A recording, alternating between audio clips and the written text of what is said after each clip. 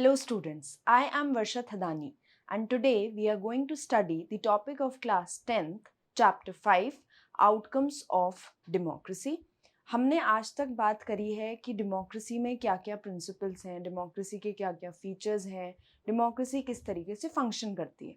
पर आज हम बात करेंगे अच्छा अगर हमारे पास डेमोक्रेसी है तो डेमोक्रेसी के क्या पॉजिटिव आउटकम्स हैं, क्या नेगेटिव आउटकम्स हैं। ठीक है, तो हम पहले ओवरव्यू ले लेते हैं हमें इस चैप्टर में क्या क्या चीज़ें पढ़नी है। ठीक है, first how do we assess democracies outcomes.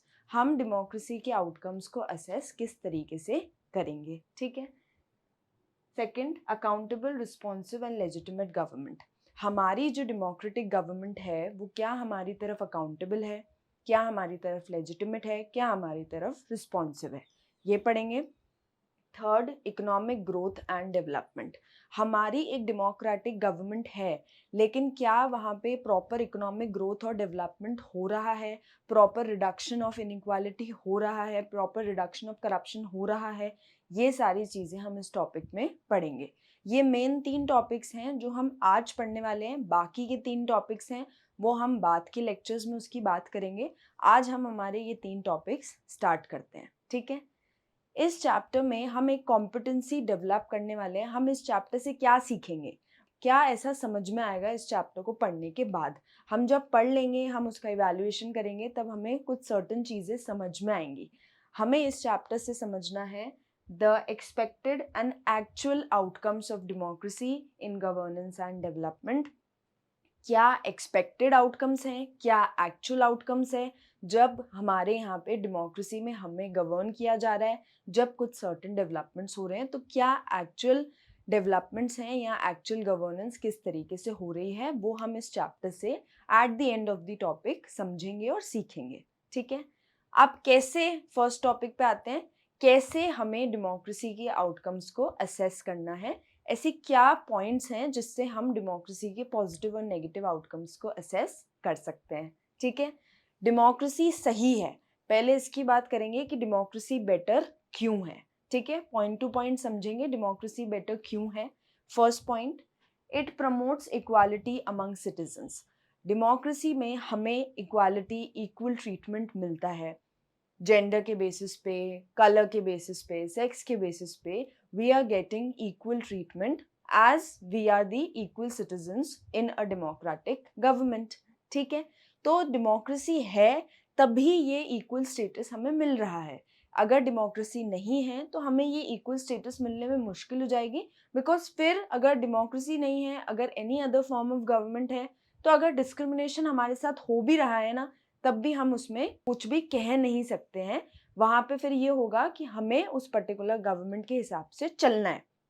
लेकिन अगर एक डेमोक्रेटिक गवर्नमेंट में हमारे साथ डिस्क्रिमिनेशन हो रहा है, हमें प्रॉपर इक्वालिटी नहीं मिल रही है, तब हम अपने certain agitation, certain petitions file कर सकते हैं ताकि हमें भी प्रॉपर इक्वालिटी या प्रॉपर इक्वल ट्रीटमेंट मिले।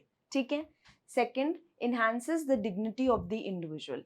इसका मतलब ये है कि अगर हम एक डेमोक्रेटिक गवर्नमेंट में रह रहे हैं ना, तो हमारी क्या बढ़ रही है, डिग्निटी, मीन्स रिस्पेक्ट। अब आप बोलेंगे रिस्पेक्ट कैसे बढ़ रही है। एक डेमोक्रेटिक कंट्री में जब हम रह रहे हैं तो हमें हमारे सर्टेन राइट्स मिल रहे हैं, हमें सर्टेन फ्रीडम मिल रहे हैं to express our views, to express our opinions.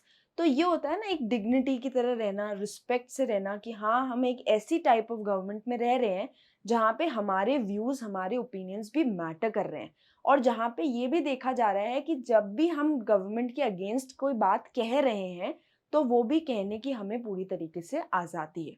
So it enhances the dignity and freedom of its citizens. ठीक है, third point, improves the quality of decision making. अब ये कैसे होता है, डेमोक्रेसी में हमें पता है कोई भी पर्टिकुलर बिल, लॉ तब बनता है जब वो सर्टेन ऑफिसेस से पास होने के बाद वो लॉ बनेगा। ठीक है, तो इससे क्या होता है, डिसीजन मेकिंग क्वालिटी इंप्रूव होती है। कैसे होती है, क्योंकि वहाँ पे सर्टेन सेक्शन ऑफ मेंबर्स हैं, सबके अपने अपने व्यूज हैं, सबके अपने अपने ओपिनियंस हैं, तो ऑब्वियसली एक बेटर क्वालिटी ऑफ डिसीजन निकल के आएगा जब भी कोई डिसीजन पास होगा। तो इससे क्या होगा, quality of decision making improve हो रही है। ठीक है, fourth, provides a method to resolve conflicts. सिर्फ एक डेमोक्रेटिक गवर्नमेंट ही एक ऐसी गवर्नमेंट होती है जहाँ पे आपको एक तरीके से, आप मान लीजिए आपको एक तरीके से ये अपॉर्चुनिटी मिल रही है टू रिजॉल्व सर्टेन कॉन्फ्लिक्ट्स। अगर आपके बीच में कोई कॉन्फ्लिक्ट्स आ भी गए, कोई कॉन्फ्लिक्ट्स प्रिवेल कर रहे हैं, so you will get the opportunity to resolve those conflicts while negotiation, while doing certain dialogues। आ रहा है समझ में? तो ये एक डेमोक्रेटिक फॉर्म ऑफ गवर्नमेंट में ही पॉसिबल है। It is not possible in any other form of government. ठीक है। Fifth, allow room to correct mistakes. Suppose कभी पॉलिटिकल पार्टीज से ऑब्वियसली मिस्टेक्स हो सकती हैं, लीडर्स से मिस्टेक हो सकती है, रूलिंग पार्टी से मिस्टेक हो सकती है, तो democracy allows us the room to correct those mistakes. वहां पे देखना है आपको ऐसी क्या चेंजेस लेके आने हैं जिससे आप वो मिस्टेक्स अपनी सही कर सकते हैं, उसमें सुधार ला सकते हैं और एक बेटर प्रोविजंस प्रेजेंट कर सकते हैं। तो ये एक डेमोक्रेटिक गवर्नमेंट में होता है। अब समझ में आया कि डेमोक्रेसी बेटर क्यों है। वो इसीलिए बेटर है because it promotes equality among citizens, it enhances the dignity and freedom of the individual, it improves the quality of decision making, it provides a method to resolve conflicts, and it also allows us to room to correct our mistakes। कोई mistakes हो जाए तो उनको resolve करने की पूरी तरीके से हमारे पास आज़ादी है। ठीक है। अब क्या है, एक डिलेमा है डेमोक्रेसी का कि डेमोक्रेसी अच्छी है तो क्यों है, अगर बुरी है तो उसके क्या नेगेटिव एस्पेक्ट्स हैं, या ऐसे क्या फ्रेमवर्क हैं डेमोक्रेसी के जिससे वो अच्छी भी कहला सकती है और बुरी भी कहला सकती है। कुछ लोग तो डेमोक्रेसी को प्रेफर करते हैं, वो कहते हैं democracy is the most suitable form of government, और अगर हम दूसरी फॉर्म ऑफ गवर्नमेंट के साथ कंपेयर करें तो democracy is the best form of government. So most people prefer democracy. लेकिन most of the people also blame democracy. Democracy को ब्लेम भी किया जा रहा है। कभी कभी क्या होता है, हमारे यहाँ पे सोसाइटी में जो भी चीज़ें हो रही हैं, अगर वो सही हो रही हैं तब भी हम डेमोक्रेसी को प्रेज करेंगे। इफ़ सपोज वो गलत हो रही है तब हम डेमोक्रेसी के अगेंस्ट भी बोलेंगे। तो अगर सिचुएशंस दोनों तरफ से देखी जाए तो डेमोक्रेसी को प्रेफर भी किया जा रहा है, लेकिन इन सम केसेस और इन सम सिचुएशंस डेमोक्रेसी को ब्लेम भी किया जा रहा है। ठीक है। थर्डली है फ्रेमवर्क। डेमोक्रेसी में कुछ ऐसे फ्रेमवर्क्स आते रहते हैं, कुछ चीज़ें चेंज होती रहती हैं, टाइम टू टाइम अमेंडमेंट्स होते हैं, सर्टेन चेंजेस होते हैं। किस तरीके का फ्रेमवर्क है जिससे एक डिलेमा क्रिएट हो गया है कि डेमोक्रेसी इज बेटर और नॉट। तो हम वो पढ़ते हैं, डिलेमा अबाउट डेमोक्रेसी। डेमोक्रेसी को अगर हम कंपेयर करें विथ अदर सिस्टम, ठीक है, most people prefer it over other systems, हमने पढ़ा। Many are unhappy with how it works in reality, मतलब खुश तो हैं, लोग उसको प्रेफर कर रहे हैं, बट बहुत सारे लोग अनहैप्पी हैं कि डेमोक्रेसी रियलिटी में जिस तरीके से काम कर रही है उस तरीके से काम नहीं करना चाहिए। ठीक है। क्यों? People think democracy will solve all problems. When democracy fails to do that, people might blame democracy itself। लोग एक तरह से तो ये बोलेंगे कि एक डेमोक्रेटिक गवर्नमेंट है तो एक डेमोक्रेटिक गवर्नमेंट आपकी सारी प्रॉब्लम्स सॉल्व कर सकती है, but at the same time अगर सपोज आपके हिसाब से काम नहीं हो रहा है तब भी डेमोक्रेसी को ब्लेम किया जाएगा कि ऐसा क्यों हो रहा है, आपके सर्टेन प्रोविजंस उस हिसाब से क्यों नहीं है, आप हमारे नीड्स और इंटरेस्ट की बात क्यों नहीं कर रहे हैं, सर्टेन पॉलिसीज इस तरीके से क्यों अप्लाई नहीं हुई। तो उस केसेस में भी डेमोक्रेसी को ब्लेम किया जाएगा, प्रेफर के साथ साथ ब्लेम भी किया जा रहा है। ठीक है। We should understand that democracy only provides the framework for change, not the change itself। People must work within the system to achieve goals। Democracy सिर्फ एक फ्रेमवर्क प्रोवाइड करता है कि हमारे यहाँ पे सर्टेन चेंजेस हो सकते हैं, लेके आ सकते हैं, लेकिन डेमोक्रेसी चेंज इन इटसेल्फ नहीं है। डेमोक्रेसी कोई ऐसे जादू नहीं है कि जो चीज़ बोल दी गई वो हो गया, नहीं। एक फ्रेमवर्क प्रोवाइड किया जाता है, एक प्रॉपर सिस्टम एडमिनिस्ट्रेशन बताया जाता है कि अगर आप ये चीज़ें फॉलो करते हैं ना तो आप सर्टेन चीज़ें अपनी गवर्नमेंट में अचीव कर सकते हैं। इसका मतलब लोगों को काम करना पड़ेगा टू अचीव सर्टेन गोल्स। बैठे बैठे कुछ नहीं होगा, लोगों को सर्टेन चीज़ें, प्रोविजंस, अमेंडमेंट्स ऐसे लेके आने पड़ेंगे, ऐसे कुछ चेंजेस होने चाहिए गवर्नमेंट में जिससे उनकी गोल्स को अचीव कर पाएं। तो ऐसे कुछ काम होने चाहिए जिससे सर्टेन इश्यूज और प्रॉब्लम्स रिजॉल्व हो जाएं।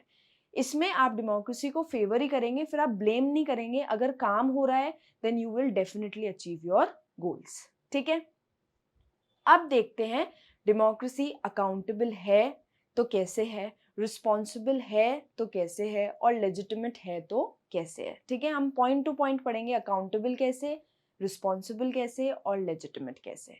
ठीक है, डेमोक्रेसी एफिशिएंट है या नहीं वो भी देखेंगे, किस तरीके से वो एफिशिएंट है, कौन सी ऐसी चीज़ें हैं जो उसको इनएफिशिएंट बता रही हैं या इनएफिशिएंट गवर्नमेंट बोल रही हैं, तो वो सारी चीज़ें भी हम इस टॉपिक में देखेंगे। ठीक है, is the democratic government efficient, non democratic rulers are efficient. क्यों कह रहे हैं ये नॉन डेमोक्रेटिक रूलर्स एफिशिएंट, आप बोलेंगे तो अलग ही बात हो गई कि यहाँ पे बोला जा रहा है नॉन डेमोक्रेटिक रूलर्स एफिशिएंट। क्यों बोला जा रहा है, क्या होता है कि नॉन डेमोक्रेटिक रूलर्स जो होते हैं वहाँ पे डेमोक्रेसी ऑब्वियसली फॉलो नहीं हो रही, वहाँ पे कोई दूसरी फॉर्म ऑफ गवर्नमेंट है, डिक्टेटरशिप और इन सम केसेस मोनार्की। वहाँ पे क्या होगा कि वो रूलर ज़्यादा एफिशिएंटली काम क्यों कर रहा है, उसको तो कोई डेलिब्रेशन, उसको तो कोई नेगोशिएशन या उसको तो कोई डिस्कशन नहीं करने। तो कई बार ऐसा होता है कि वो खुद के सर्टेन डिसीजंस ले रहा है तो वो एफिशिएंटली काम कर रहा है, इसीलिए बोल रहे हैं non democratic rulers are efficient.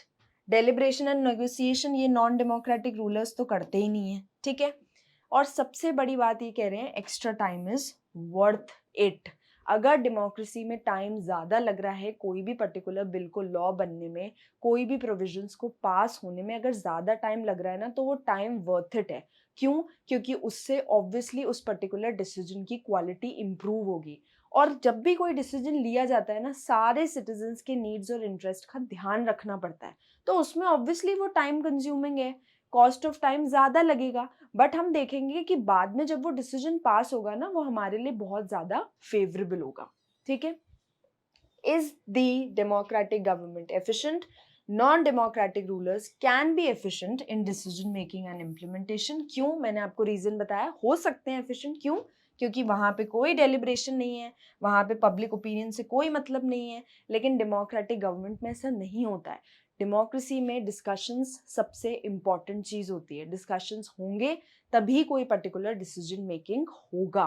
Public opinion बहुत मैटर करता है कि अच्छा ये सर्टेन लॉ पास जब होगा तब लोगों का क्या ओपिनियन है, लोगों के क्या रिएक्शंस आएंगे। बट यहाँ पे इसको कोई डर नहीं है, डिक्टेटर को डेलिब्रेशंस भी नहीं हो रहे हैं, पब्लिक ओपिनियन का भी कोई डर नहीं है, तो ऑब्वियसली वो ज्यादा एफिशिएंट कहलाएगा। ठीक है, फास्ट डिसीजन मेकिंग में लीड टू अनपॉपुलर आउटकम्स। अगर आप ज़्यादा टाइम ले रहे हैं तो वो डिसीजन ऑब्वियसली गुड क्वालिटी का होगा।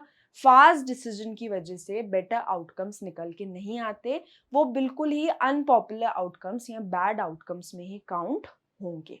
ठीक है, in democracy deliberation and negotiation में लीड टू डिले। हम मानते हैं कि डिस्कशंस नेगोशिएशंस की वजह से डिले हो सकता है।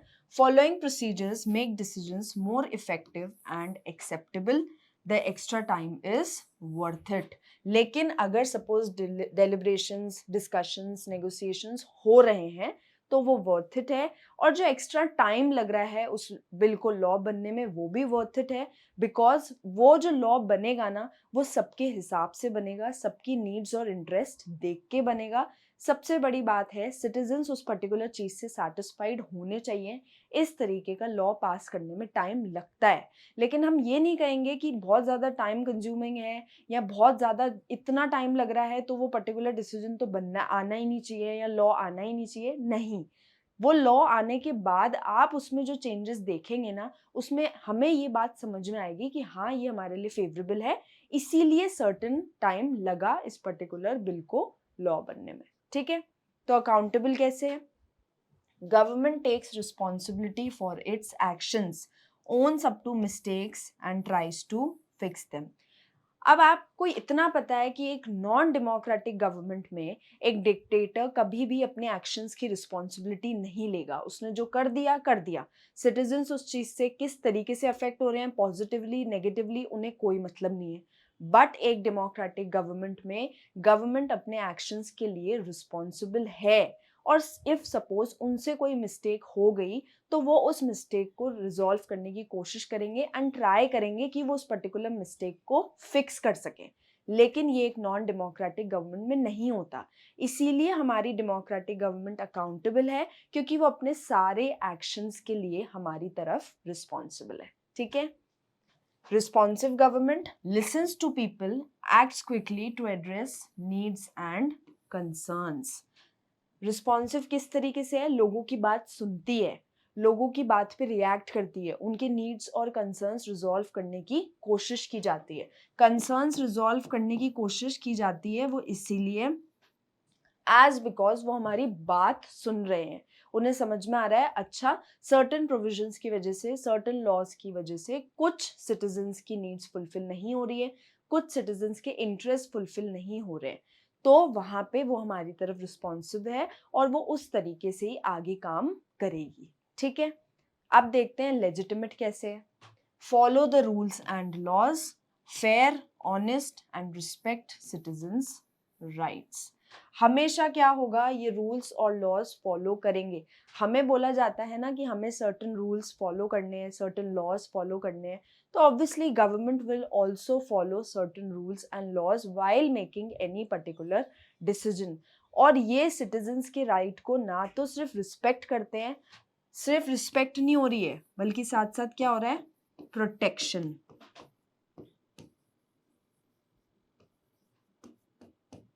Protection of citizens' rights.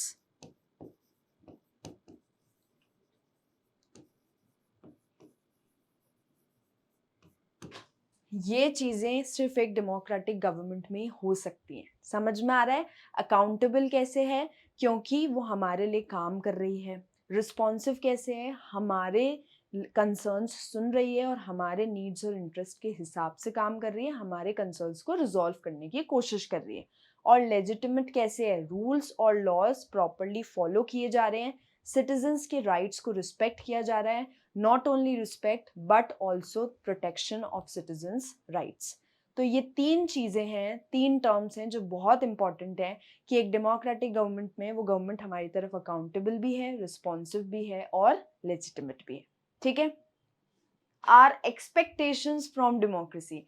Expectations तो बहुत ज़्यादा होते हैं, हमें हर किसी से होते हैं, तो हमारी गवर्नमेंट से तो बिल्कुल होंगे, क्योंकि हमें लगेगा हमने इन्हें चूज़ किया है, ये हमारे रिप्रेजेंटेटिव्स हैं, तो हमारे कुछ सर्टेन एक्सपेक्टेशंस हैं जो उन्हें फुलफिल करने पड़ेंगे। क्या क्या एक्सपेक्टेशंस हैं? वैसे बहुत सारे हैं, देखते हैं। People will elect their rulers, people will always choose their representatives. ये एक्सपेक्टेशंस तो वैसे भी फुलफिल हो रही हैं। People are only choosing the rulers, are only choosing the representatives. जो भी रूलिंग पार्टी फॉर्म हो रही है, लोग ही तो उसको चूज कर रहे हैं, लोग ही तो अपने रिप्रेजेंटेटिव्स चूज कर रहे हैं। और वो क्यों कर रहे हैं? ताकि वो उनके नीड्स और इंटरेस्ट के हिसाब से चले। और हमें इतना पता है कि democracy works according to the will of the people. ठीक है। They will participate in decision making. लोग चाहते हैं कि वो डिसीजन मेकिंग प्रोसेस में पार्टिसिपेट करें, वहाँ पे कुछ सर्टेन डिस्कशंस करें, ताकि वो अपने भी कुछ चीज़ें प्रेजेंट कर सकें, कुछ क्लॉजेस प्रेजेंट कर सकें, कुछ व्यूज़ ओपिनियंस प्रेजेंट कर सकें उस पर्टिकुलर टॉपिक पे, ताकि उन्हें लगेगा कि अच्छा उनका फेयर चांस है, उनको पार्टिसिपेट करने का मौका दिया जा रहा है। और जो भी डिसीजन लिए जा रहे हैं वैसे भी ऑर्डिनरी सिटीजन्स के लिए ही लिए जा रहे हैं, तो लोग ये चाहते हैं कि उनको डिसीजन मेकिंग प्रोसेस में पार्टिसिपेट करने का मौका मिले। These can be assessed by looking at practices like, ये तब होगा जब regular free and fair elections है। हमें पता है हमारे यहाँ पे regular free and fair elections है। इसका मतलब ये है कि जो भी रूलिंग पार्टी है, ruling party has a fair chance of losing in the upcoming elections. After 5 years वो हार भी सकती है, वो जीत भी सकती है। समझ में आ रहा है? इसको बोलेंगे regular free and fair elections. ठीक है। Open public debate on major policies and legislation. जो बहुत मेजर पॉलिसीज हैं, कुछ ऐसे लॉज हैं, लोग चाहते हैं कि उस पर ओपन पब्लिक डिबेट हो। तभी क्या होगा कि लोग उस पर्टिकुलर डिसीजन मेकिंग में पार्टिसिपेट करेंगे, डिबेट्स होंगी, तभी वो पर्टिकुलर लॉ बहुत अच्छा निकल के आएगा। ठीक है। Citizens right to information about the government. Citizens को सब पता होना चाहिए, एक ट्रांसपेरेंसी होनी चाहिए, उन्हें गवर्नमेंट के बारे में सारी चीज़ें पता होना चाहिए, फंक्शनिंग पता होनी चाहिए, एडमिनिस्ट्रेशन पता होनी चाहिए, ताकि उन्हें ये लगे कि हाँ उनका भी कोई कंट्रीब्यूशन है, वो भी अपना एक शेयर दे रहे हैं गवर्नमेंट ऑफिसेज में। ठीक है। Performance of democracy. एक्सपेक्टेशंस तो कुछ अलग हैं, लेकिन कितनी सक्सेस है नहीं है वो देखते हैं।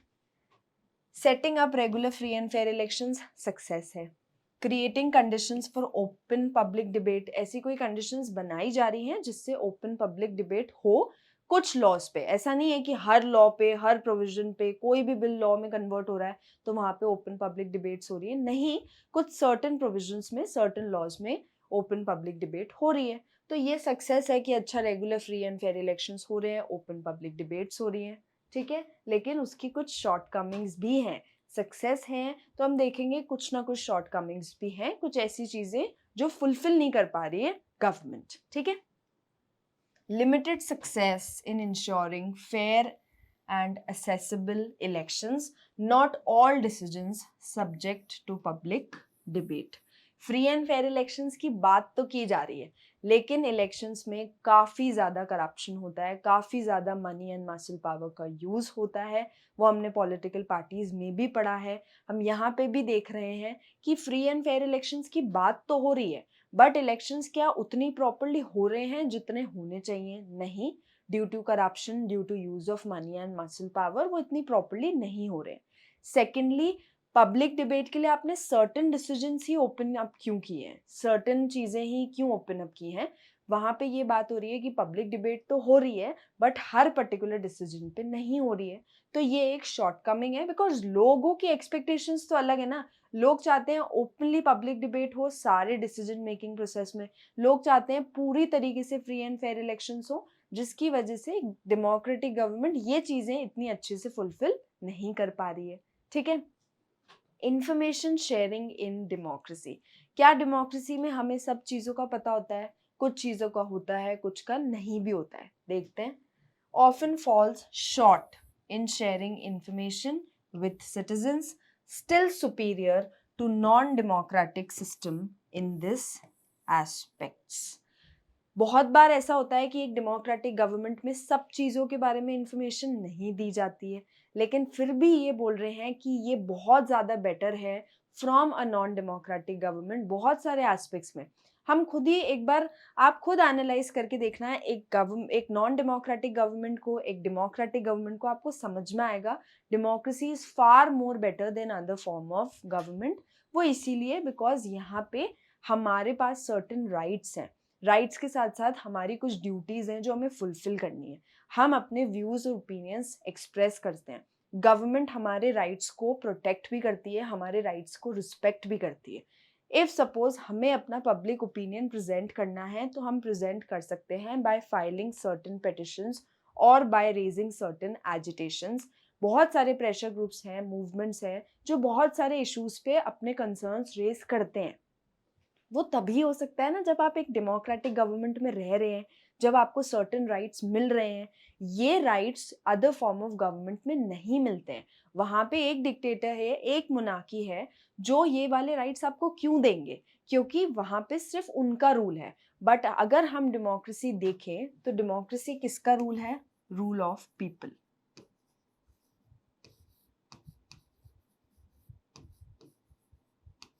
और डेमोक्रेसी में तो ये बोला गया है कि democracy works according to the will of its own people, as because we are choosing our representatives.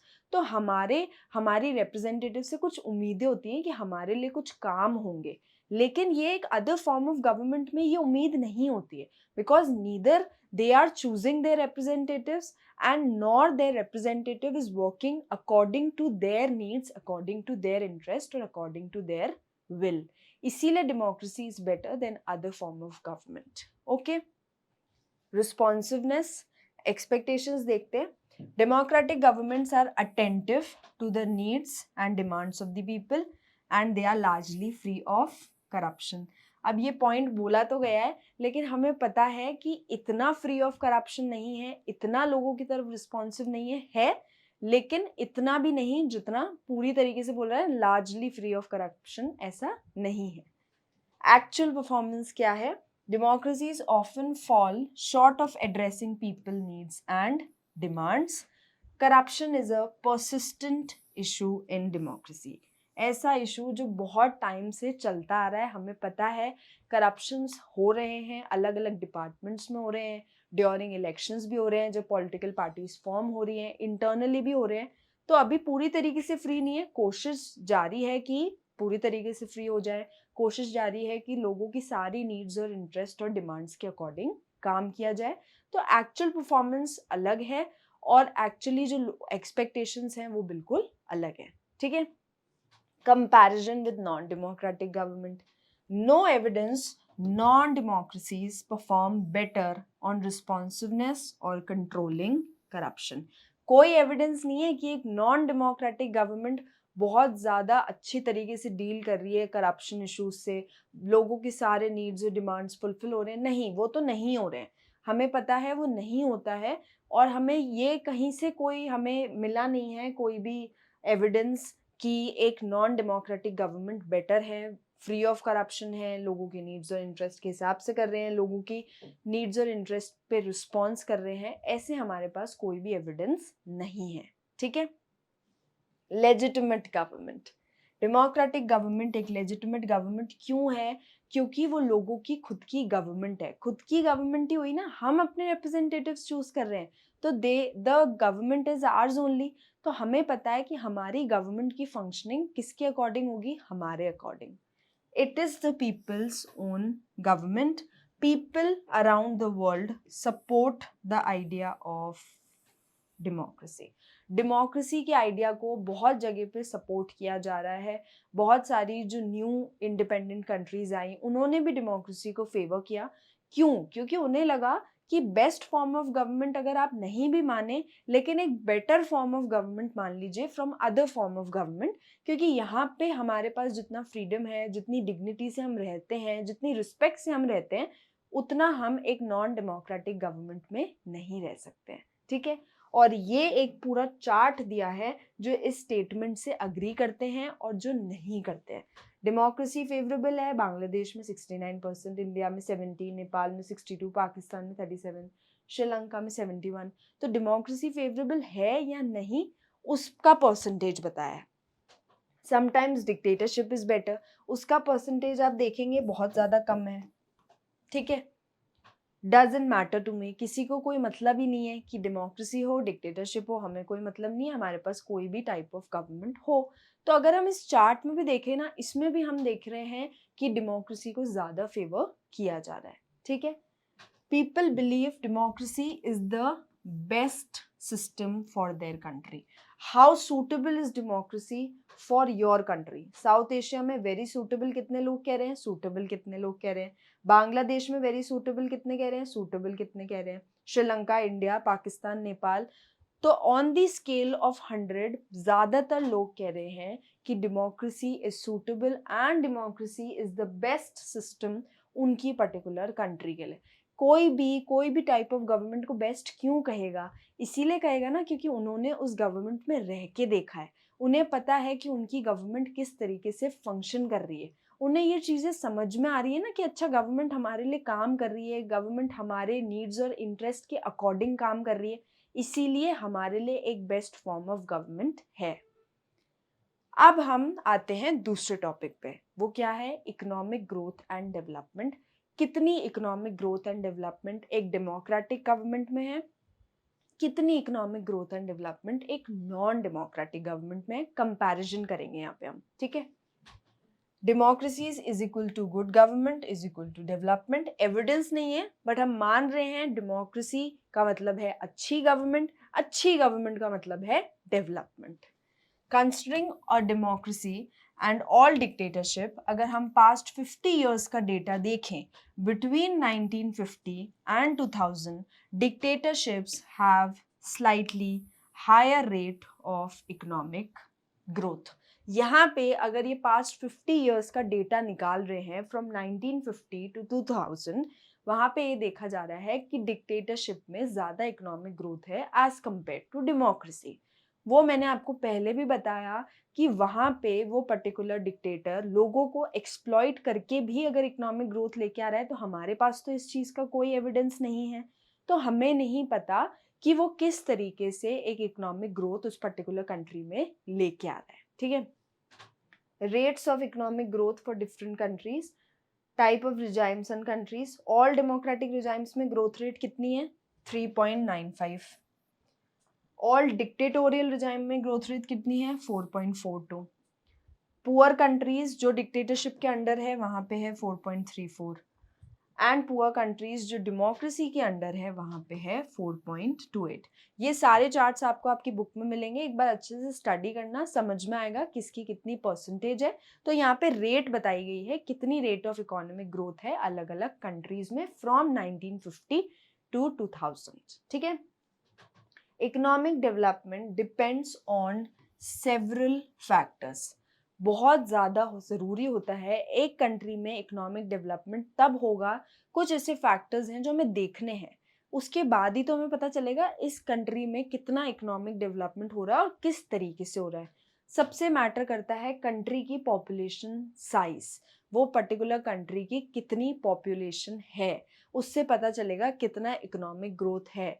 Country की ग्लोबल सिचुएशन, मतलब उसका ग्लोबली कितना मार्केट है, कितना वो अपनी नेबरिंग कंट्रीज के साथ ग्लोबली जुड़ रहा है. ठीक है. कोऑपरेशन फ्रॉम अदर कंट्रीज, कितना उसे कोऑपरेशन मिल रहा है फ्रॉम द नेबरिंग कंट्रीज और from any other country from different parts of the world, कितना कोऑपरेशन मिल रहा है. ठीक है. इकोनॉमिक प्रायोरिटीज अडॉप्टेड, और किस तरीके से क्या ऐसी चीजें कंट्री अडॉप्ट कर रही है अपनी इकोनॉमिक ग्रोथ के लिए. सब कंट्रीज का अलग अलग होता है, सबके अलग अलग प्रोसीजर्स होते हैं जो हर कंट्री अपनी इकोनॉमिक ग्रोथ के लिए फॉलो करती है. ठीक है.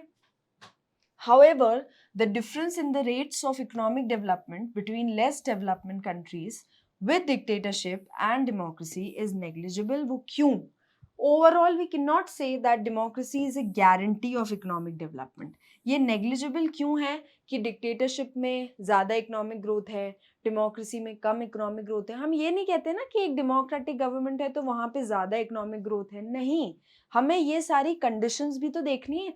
कंट्री की पॉपुलेशन साइज क्या है, वहाँ की ग्लोबल सिचुएशन क्या है, दूसरी कंट्रीज के साथ क्या कोऑपरेशन है, और किस तरीके से कौन सी स्ट्रैटेजीज या प्रोसीजर्स अपनाए हैं for economic growth.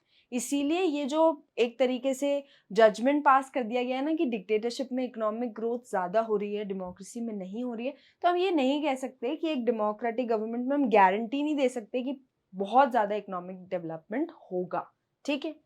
Prefer democracy as it has several other positive outcomes. तो कंक्लूजन इस चीज का यही निकला है कि हमें डेमोक्रेसी क्यों प्रेफर करनी है, एज बिकॉज उसके पास कुछ ज़्यादा पॉजिटिव आउटकम्स हैं as compare to other form of government. पूरा समझ में आया जितना मैंने अभी तक पढ़ाया? एक बार इवैल्यूएशन करते हैं क्या समझे. ठीक है. Assess the performance of democratic government in terms of responsiveness, accountability, legitimacy and efficiency. अगर हम ये चारों पॉइंट्स अलग अलग देखें ना, डेमोक्रेसी हमारी तरफ रिस्पॉन्सिव है. हमने देखा ना कि डेमोक्रेसी हमारे कंसर्न्स सुन रही है, हमारे नीड्स और इंटरेस्ट की बातें सुन रही है और हमारे कंसर्न्स को रिजॉल्व भी कर रही है. ऐसा नहीं है सुन के बैठ गई, नहीं, कई केसेस में कई लोगों के कंसर्न्स सुने जाते हैं, रिजॉल्व किए जाते हैं, तो हमारी तरफ रिस्पॉन्सिव है. अकाउंटेबिलिटी, कुछ ऐसे लॉज आ रहे हैं जो हमारे नीड्स और इंटरेस्ट के अकॉर्डिंग है, तो हमारी तरफ अकाउंटेबल है. लेजिटिमेसी, कैसे रूल्स और लॉज फॉलो कर रही है हमारी गवर्नमेंट, और उन रूल्स और लॉज को फॉलो करते करते वो सिटीजन्स के राइट्स उन्हें दे रही है, उनको एंजॉय करने का राइट दे रही है, उनके राइट्स को प्रोटेक्ट कर रही है. तो हमारी तरफ एक लेजिटिमेट गवर्नमेंट है, क्योंकि लेजिटिमेट हमने पहले भी पढ़ा था, लेजिटिमेट गवर्नमेंट का मतलब होता है people's government.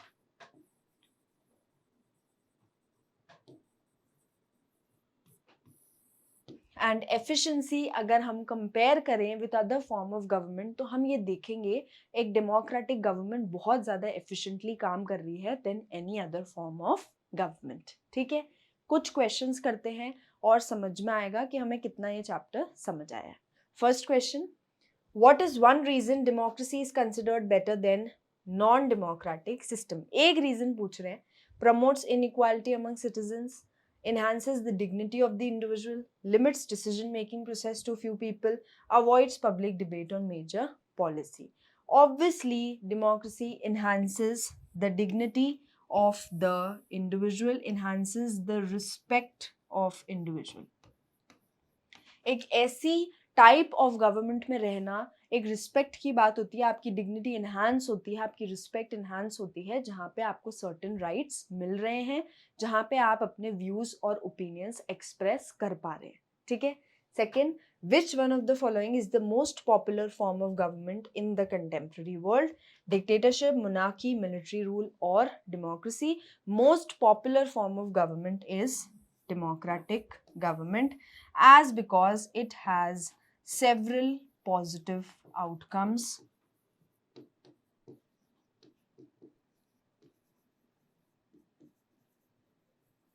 Then any other form of government. अगर हम सारे आउटकम्स भी देख लेना, तो अगर हम आउटकम्स ऑफ डेमोक्रेसी की बात करें तो डेमोक्रेसी के पॉजिटिव आउटकम्स हमें ज़्यादा दिखेंगे, नेगेटिव एस्पेक्ट्स भी हैं, नेगेटिव आउटकम्स भी हैं कि प्रॉपर इकोनॉमिक डेवलपमेंट आप हमारे हिसाब से नहीं हो रहा, प्रॉपर रिडक्शन ऑफ इनइक्वालिटी या करप्शन नहीं हो रहा, बट अगर हम उसे कंपेयर करें ना with other form of government तो हमें समझ में आएगा कि इसके ज़्यादा पॉजिटिव आउटकम्स हैं than the other form of government, ठीक है। आई होप हमें पूरी तरीके से क्लियर हो गया है कि डेमोक्रेसी के क्या क्या आउटकम्स हैं, हम उसको असेस कैसे करेंगे, डेमोक्रेसी हमारी तरफ किस तरह अकाउंटेबल है, किस तरह रिस्पॉन्सिबल है, किस तरह लेजिटिमेट है, और हमारी डेमोक्रेसी से हमारे क्या एक्सपेक्टेशंस हैं, एक्सपेक्टेशंस के साथ साथ कुछ शॉर्टकमिंग्स भी हैं, बट विथ टाइम और ओवर टाइम ये शॉर्टकमिंग्स ऑब्वियसली हमारी गवर्नमेंट रिजॉल्व करेगी, बिकॉज वो हमारे लिए काम कर रही है and they love to work for us, तो ऑब्वियसली वो हमारे नीड्स और इंटरेस्ट का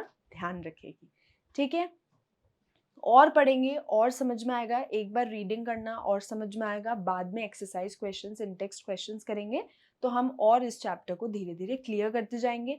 कुछ टॉपिक्स और बचे हैं वो हम बाद वाले लेक्चर्स में पढ़ेंगे, हमें समझ में आएगा कि why democracy is a better form of government than other form of government, और किस तरीके से हमने असेस किया है। असेस हमेशा कंपैरिजन करके ही होता है, आप उसे कंपेयर करेंगे तो आपको समझ में आएगा अच्छा इसके क्या पॉजिटिव आउटकम्स हैं, ठीक है।